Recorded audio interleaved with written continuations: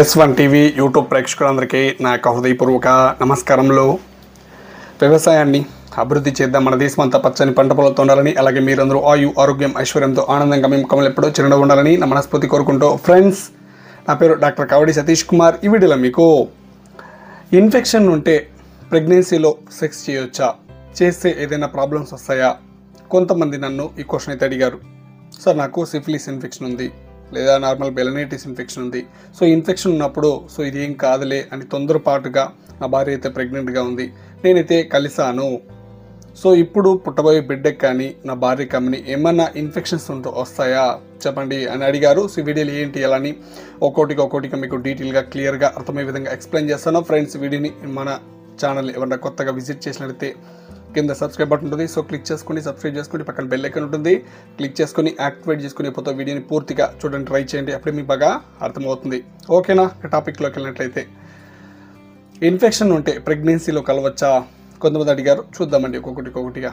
So ఇక్కడ వచ్చేసి సాధారణంగా ప్రెగ్నెన్సీలో ఉన్నప్పుడు మస్ట్ అండ్ షుడ్గా మీరు నియర్ హాస్పిటల్ విజిట్ అవుతారు కదా, మీ భార్యకి కానీ మీకు కానీ ఖచ్చితంగా ఈ VDRL టెస్ట్ కానీ, ఈ మీకు VDRL అంటే సిఫిలిస్ టెస్ట్ కానీ, కొన్ని ఇన్ఫెక్షన్స్ అయితే టెస్ట్లు అయితే చేస్తారండి.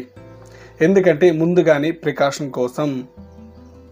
సో బేబీ ఏదైతే ఉందో పుట్టేటప్పుడు మీకు ఏమైనా ఇలాంటి ఇన్ఫెక్షన్స్ ఉంటే మీకు మోస్ట్లీ కలవకపోవడం మంచిదండి.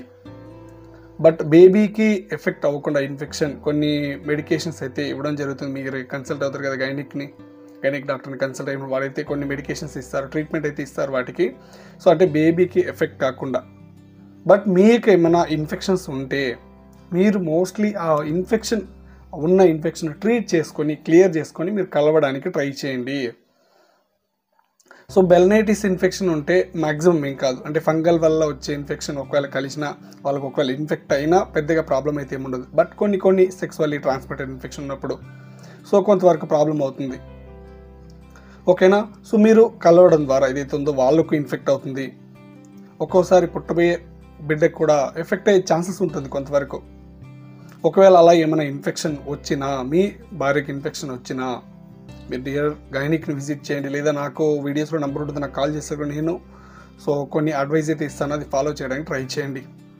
ఓకేనా? సో నేను చెప్పేది ఏంటంటే, ఫస్ట్ వచ్చేసి మీరు ఒకవేళ కొంతమంది మీ రీసెంట్గా ఒక పేషెంట్ మనకు కాల్ చేసి, సో భార్య అయితే ప్రెగ్నెంట్లో ఉంది, వేరే లేడీతో కలిసి సో తన ద్వారా వచ్చే ఇన్ఫెక్షన్ ఏదైతే ఉందో సో వెళ్ళి వైఫ్ కంటించాడు అనమాట.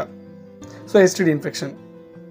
సో అందుకోసం అయితే నేను చెప్తున్నాను, మోస్ట్లీ బయట వెళ్ళి, ఎందుకంటే ప్రెగ్నెన్సీ టైంలో లేడీస్ మోస్ట్లీ వాళ్ళ మదర్ వాళ్ళ ఇంటికి వెళ్ళిపోతారు కదా. సో అందుకు కొంతమంది బయట అయితే ఇంటర్కోర్స్ చేస్తుంటారు. సో అది చూసుకోండి. ఇన్ఫెక్షన్ రాకపోతే ఓకే, బట్ ఇన్ఫెక్షన్ వచ్చేదంటే ప్రాబ్లం. బట్ నేను చెప్పదలిసింది ఏంటంటే, ఇన్ఫెక్షన్ ఉన్నప్పుడు మీకు మోస్ట్లీ ఇంటర్కోర్స్ అయితే చేయకండి. ఒకవేళ హెల్త్ కండిషన్ బాగుందంటే సో ఫస్ట్ మంత్ నుంచి ఒక 5th మంత్ 6th మంత్ వరకు అయితే ఇంటర్కోర్స్ చేసుకోవచ్చు అండి. అది నార్మల్గా హెవీగా స్ట్రోక్ ఇవ్వకుండా నార్మల్గా అయితే ఇంటర్కోర్స్ చేసుకోవచ్చు. బట్ హెవీగా చేసుకున్నప్పుడు సో ప్రెగ్నెన్సీ కూడా కొంచెం ప్రాబ్లం వచ్చే ఛాన్సెస్ అయితే ఉంటుంది. ఓకేనా? సో వీడియోలో చెప్పింది మీకు అర్థమైంది అనుకుంటున్నాను, ఎందుకంటే కొంతమంది అడిగారు నన్ను. సో వీడియోలో చెప్పింది అర్థమైంది అనుకుంటున్నాను. ఇంకా వీడియోలో ఏదైనా డౌట్ ఉంటే కమెంట్ సెక్షన్లో కమెంట్ చేయండి. సో మీరందరూ ఆరోగ్యంలో మనస్ఫూర్తి కోరుకుంటే నెక్స్ట్ వీడియోలో మీ ముందుకు మంచి టాపిక్తో వచ్చేస్తాను. అందరికీ నమస్తే.